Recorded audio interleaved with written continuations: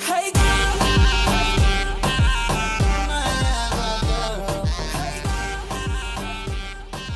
won't you be my Arab girl?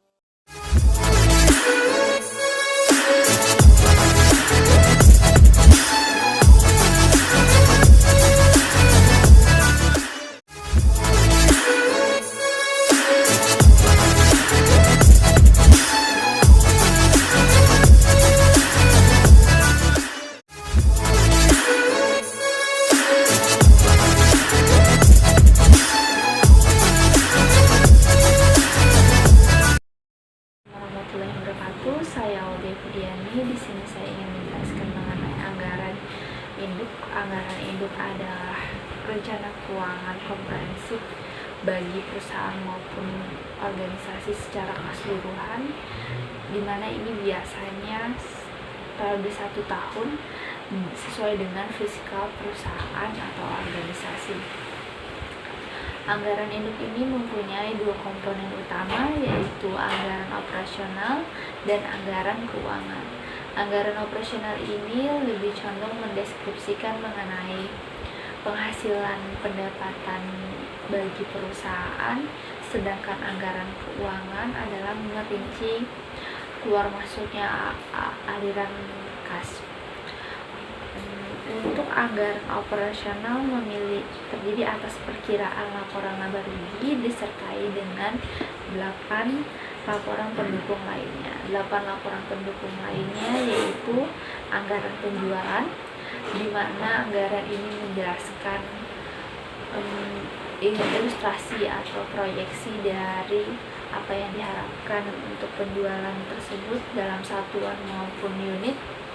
Dan selanjutnya anggaran produksi, di mana ini menggambarkan berapa banyak unit yang harus diproduksi untuk memenuhi kebutuhan penjualan. Ketiga, anggaran pembelian bahan baku langsung, menjelaskan jumlah dan biaya bahan baku yang dibeli tiap periode. Jumlahnya tergantung pada perkiraan penggunaan bahan baku dalam produksi dan persediaan bahan baku yang dibutuhkan perusahaan. Yang keempat, anggaran tenaga kerja langsung. Ini meliputi jumlah jam tenaga kerja langsung yang dibutuhkan perusahaan dan biaya terkait yang berhubungan dengan jumlah unit dalam anggaran produksi.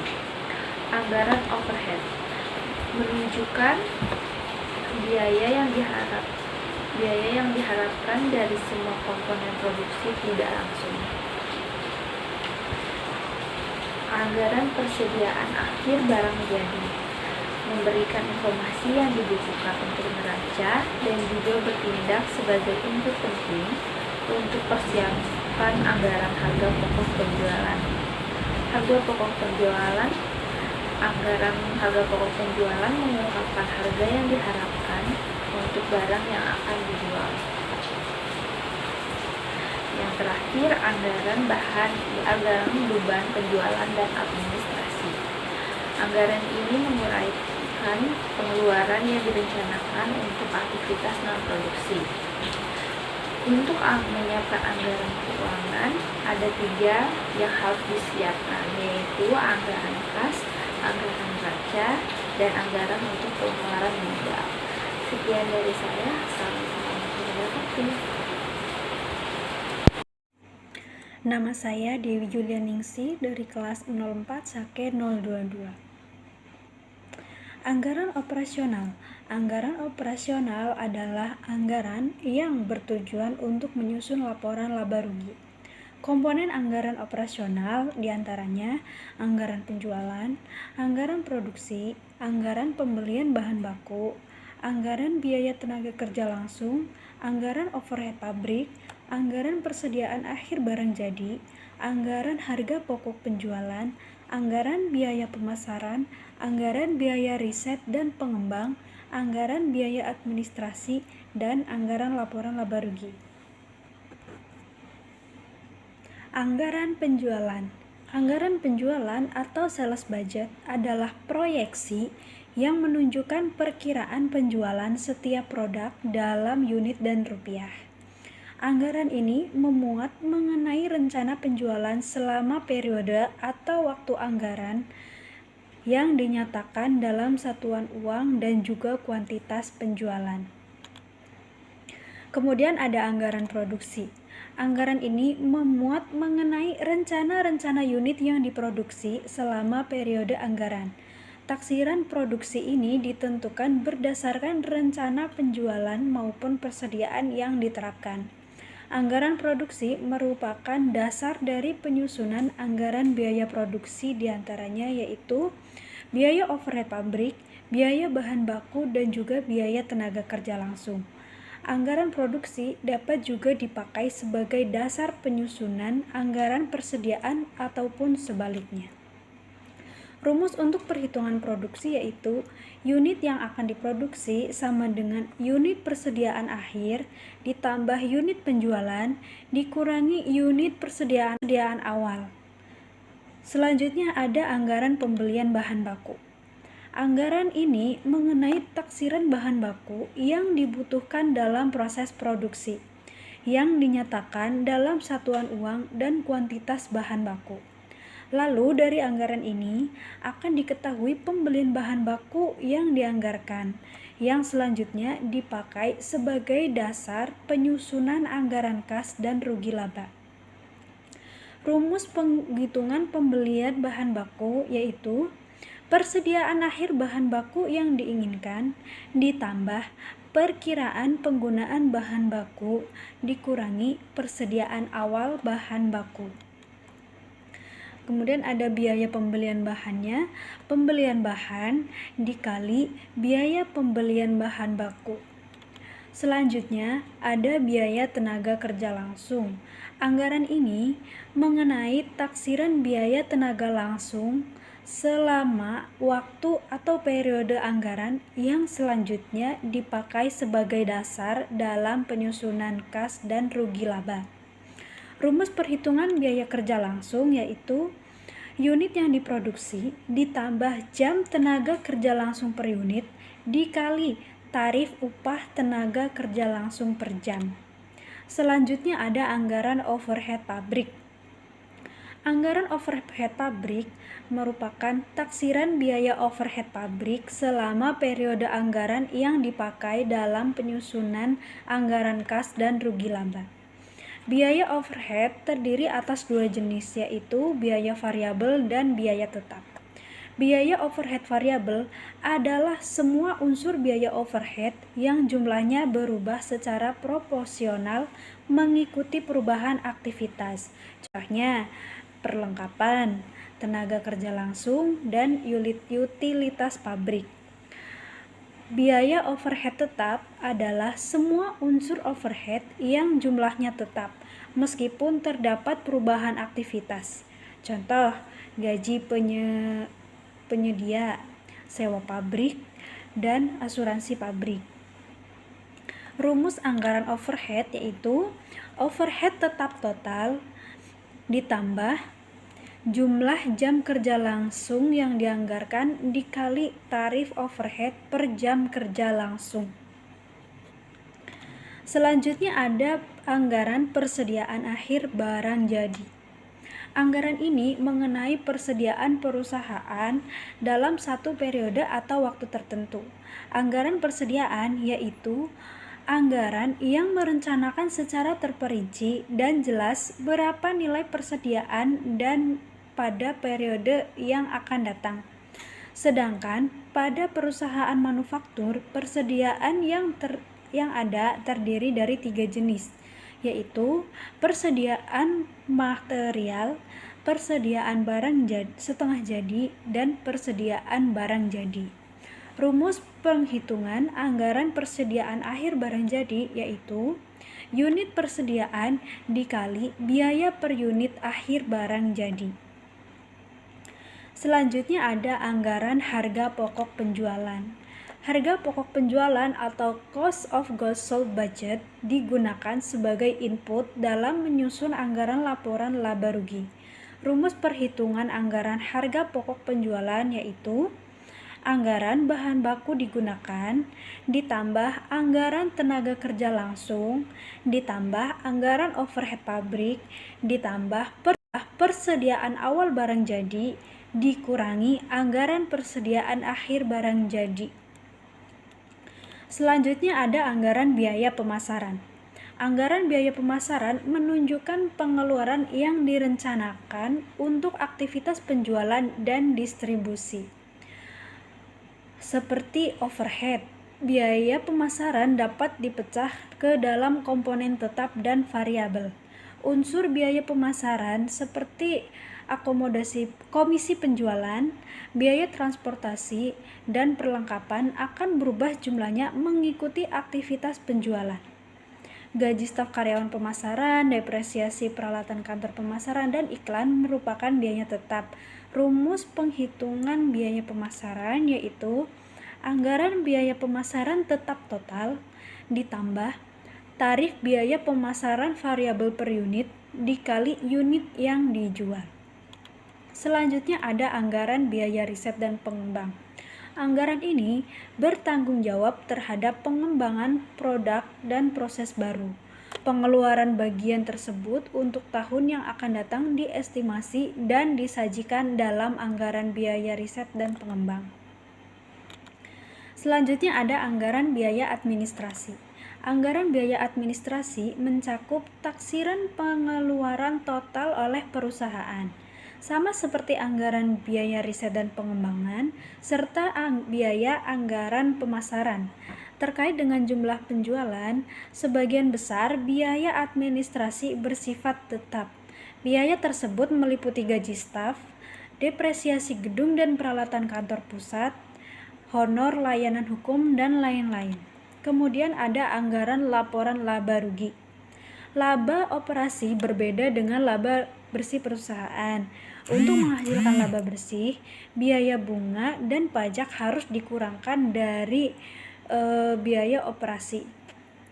Biaya bunga yang dikurangkan diambil dari anggaran kas, pajak yang harus dibayar tergantung pada peraturan yang berlaku. Cara anggaran untuk evaluasi kerja.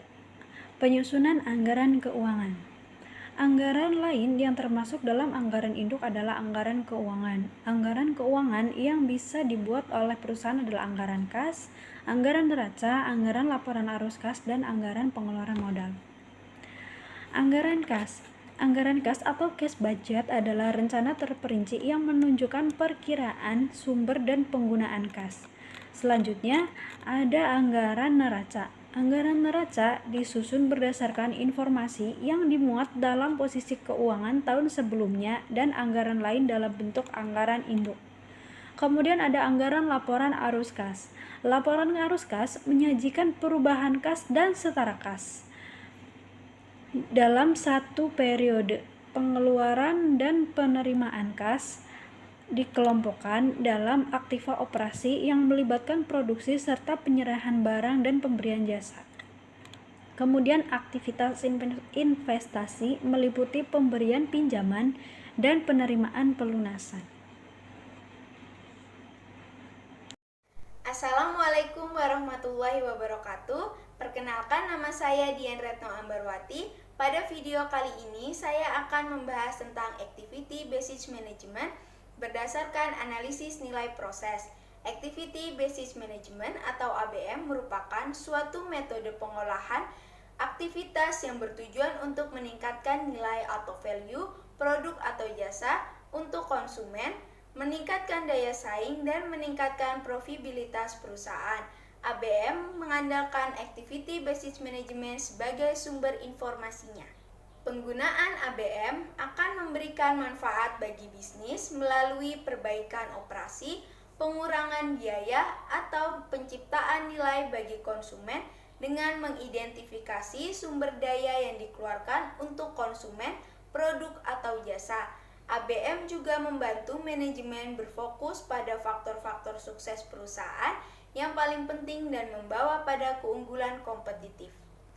Analisis ABM dapat dibedakan menjadi dua kategori, yaitu ABM operasional dan ABM strategis. Yang pertama yaitu ABM operasional, mengarah pada efisiensi operasi, utilitas aset, dan penggunaan biaya yang lebih rendah. Fokusnya adalah mengerjakan sesuatu dengan benar dan melakukan aktivitas dengan cara efisiensi. Aplikasi ABM menggunakan teknik-teknik manajemen seperti manajemen aktivitas, perekayasaan proses bisnis, atau business process reengineering. TQM, Total Quality Management, adalah strategi manajemen yang ditujukan untuk menanamkan kesadaran kualitas pada semua dalam organisasi dan pengukuran kinerja. Yang kedua yaitu ABM strategis, mengarahkan manajemen untuk mendapatkan manfaat dari model biaya ABC melalui pengendalian biaya dan pembuatan keputusan untuk produk individual, layanan, dan konsumen. ABM strategi bekerja melalui pengubahan kombinasi aktivitas, menjauhi aplikasi-aplikasi mahal dan tidak menguntungkan sehingga mendapatkan yang lebih besar daripada biaya aktivitas yang dibutuhkan. ABM strategi memberikan petunjuk dalam pembuatan keputusan yaitu yang pertama, bauran produk dan penentuan harga, kedua, hubungan dengan konsumen, ketiga, hubungan dengan pemasok dan pemilihan pemasok, yang terakhir yaitu pendesain produk dan pengembangan produk. Analisis nilai proses dengan penggunaan ABM akan memberikan arahan yang tepat dalam perhitungan biaya produk dan analisis nilai proses. Model ABM memiliki dua dimensi, yaitu dimensi biaya dan dimensi proses. Dimensi biaya memberikan informasi mengenai sumber daya, aktivitas, produk, konsumen, dan objek biaya lain yang menjadi perhatian. Dalam model ini, biaya sumber daya ditelusur kembali pada aktivitas. Kemudian, biaya aktivitas tersebut dibebankan pada produk dan konsumen. Dimensi proses memberi informasi mengenai aktivitas yang dikerjakan, tujuan dilakukannya, aktivitasnya, dan seberapa baik aktivitas itu dilakukan. Dimensi ini memberi kemampuan untuk melakukan dan mengukur perbaikan yang berkelanjutan. Untuk memahami sudut pandang proses yang berkaitan dengan perbaikan berkelanjutan, manajer perlu memahami analisis nilai proses. Analisis nilai proses merupakan dasar dalam ABM. Analisis ini lebih fokus pada pertanggungjawaban aktivitas dan cara memaksimumkan kinerja sistem secara luas daripada hal-hal yang berhubungan dengan biaya dan kinerja individu. Analisis nilai proses membantu mewujudkan ABM menjadi basis operasional. Awalnya ABM hanyalah sebuah basis konsep. Analisis pemicu mencari akar penyebab. Pemicu aktivitas adalah penyebab timbulnya permintaan sebuah aktivitas. Jika permintaan atas aktivitas berubah, maka biaya aktivitas juga berubah. Tujuan analisis pemicu adalah untuk mengetahui akar penyebab munculnya suatu aktivitas. Akar penyebab biaya aktivitas tertentu seringkali menjadi akar penyebab biaya aktivitas lain yang berkaitan. Misalnya, biaya aktivitas untuk inspeksi bahan baku yang dibeli dan pemesan ulang. Akar penyebab munculnya biaya kedua aktivitas tersebut mungkin sama, yaitu rendahnya kualitas pemasok. Warahmatullahi wabarakatuh. Perkenalkan, nama saya Lili Septiani dari Prodi S1 Akuntansi Universitas Pamulang. Video ini dibuat untuk memenuhi tugas mata kuliah akuntansi manajemen yang diampu oleh Ibu Liandra. Pada video ini saya akan menjelaskan mengenai kinerja aktivitas yang terdiri dari 8 poin. Yang pertama ada analisis aktivitas, yang kedua ada aktivitas bernilai tambah, yang ketiga ada aktivitas tidak bernilai tambah, yang keempat ada strategi pengurangan biaya, yang kelima ada pengukuran kinerja aktivitas, yang keenam ada siklus hidup produk, yang ketujuh ada pengukuran non keuangan kinerja aktivitas, yang kedelapan ada pengukuran waktu. Yang pertama adalah analisis aktivitas atau activity analysis. Adalah suatu analisis yang digunakan untuk mengidentifikasi dan menentukan kandungan nilai suatu aktivitas. Umumnya, perusahaan melakukan aktivitas untuk alasan-alasan berikut. Yang pertama, memenuhi spesifikasi produk atau jasa untuk memuaskan keinginan konsumen, yang kedua untuk menjaga keberlangsungan usaha perusahaan, yang ketiga menjadikan manfaat bagi organisasi. Lalu ada aktivitas bernilai tambah atau value add activities, adalah aktivitas yang dapat meningkatkan nilai produk atau jasa untuk konsumen. Penghilangan aktivitas ini secara otomatis akan menurunkan nilai produk atau jasa untuk konsumen.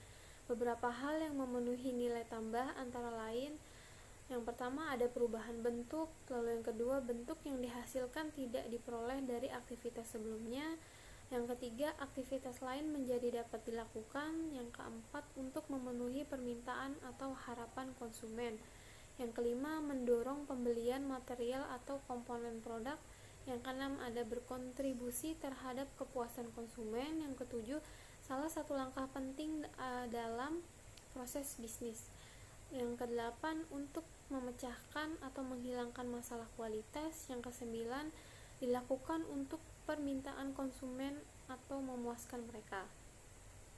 Berikutnya, aktivitas tidak bernilai tambah atau non-value add activity, yaitu aktivitas yang mengonsumsi waktu, sumber daya, atau tempat tetapi hanya memberikan sedikit nilai tambah bagi kepuasan konsumen atau bahkan sama sekali tidak memberi nilai tambah. Ciri-ciri dari aktivitas ini yaitu yang pertama dapat dihilangkan tanpa memengaruhi bentuk, kenyamanan, atau fungsi produk atau jasa. Yang kedua, menimbulkan pemborosan dan hanya memberikan sedikit nilai bagi produk atau jasa atau bahkan tidak memberi nilai tambah sama sekali. Lalu yang ketiga, dilakukan karena adanya invasiasi atau kesalahan dalam aliran proses. Yang keempat, pekerjaan ulang atau pekerjaan yang telah dilakukan pada bagian atau departemen lain. Lalu yang kelima, dilakukan untuk mengawasi masalah kualitas. Yang keenam, menghasilkan output yang tidak perlu atau tidak diinginkan. Berikutnya ada strategi pengurangan biaya. Yang pertama ada penghapusan aktivitas atau activity elimination. Cara ini dilakukan untuk penghapusan aktivitas yang tidak menghasilkan nilai tambah atau hanya sedikit memberikan nilai tambah pada produk. Lalu berikutnya ada pemilihan aktivitas atau activity selection. Cara ini dilakukan dengan memilih aktivitas tertentu yang akan dijadikan satu set aktivitas sesuai dengan strategi kompetensi yang digunakan. Lalu berikutnya ada pengukuran kinerja aktivitas. Apa itu pengukuran kinerja aktivitas? Pengukuran kerja aktivitas merupakan ukuran keuangan dan non-keuangan. Pengukuran kinerja aktivitas berpusat pada 3 dimensi utama, yaitu efisiensi, kualitas, dan waktu. Efisiensi berfokus pada hubungan antara input aktivitas dan output aktivitas. Lalu berikutnya ada siklus hidup produk atau life cycle cost budgeting. Siklus hidup produk secara sederhana adalah jangka waktu sejak produk dikonsepkan sampai dengan produk tersebut dihentikan. Biaya siklus hidup adalah semua biaya yang berkaitan dengan seluruh siklus hidup sebuah produk, dimulai dari tahap pengembangan, yaitu meliputi perencanaan, desain, dan pengujian. Lalu tahap produksi, yaitu meliputi aktivitas pengubahan bentuk atau konversi. Lalu pendukung logistik, diantaranya pengadvertasian, distribusi, garansi, dan servis. Lalu pengukuran non-keuangan kinerja aktivitas. Salah satu cara untuk meningkatkan peran pekerja adalah pengukuran kinerja operasional. Pengukuran operasional berfokus pada ukuran fisik kinerja aktivitas para pekerja berkaitan lebih cepat sehingga meningkatkan efisiensi. Ukuran kinerja operasional harus memiliki ukuran-ukuran yang ada untuk memenangkan persaingan dan dapat ditranslasikan dengan ukuran-ukuran keuangan. Selain itu, ukuran kinerja operasional harus berkaitan dengan 3 dimensi kinerja aktivitas sebagai berikut. Yang pertama yaitu pengukuran efisiensi. Lalu yang kedua ada pengukuran kualitas, dan yang ketiga ada pengukuran waktu. Terdapat dua karakteristik yang berkaitan dengan kinerja waktu, yaitu keandalan atau reliability dan daya tangkap, yaitu responsiveness. Keandalan berarti ketepatan waktu. Output dari aktivitas dapat disampaikan pada konsumennya. Ini dapat diartikan sebagai kemampuan memenuhi waktu pengiriman yang dijanjikan. Daya tangkap mengukur lama waktu yang dibutuhkan untuk menghasilkan output yang dibutuhkan. Tujuannya adalah untuk mengurangi waktu tunggu. Terdapat dua ukuran operasional untuk mengukur daya tangkap, yaitu yang pertama, waktu siklus atau cycle time adalah lamanya waktu yang dibutuhkan untuk menghasilkan satu unit output dari aktivitas.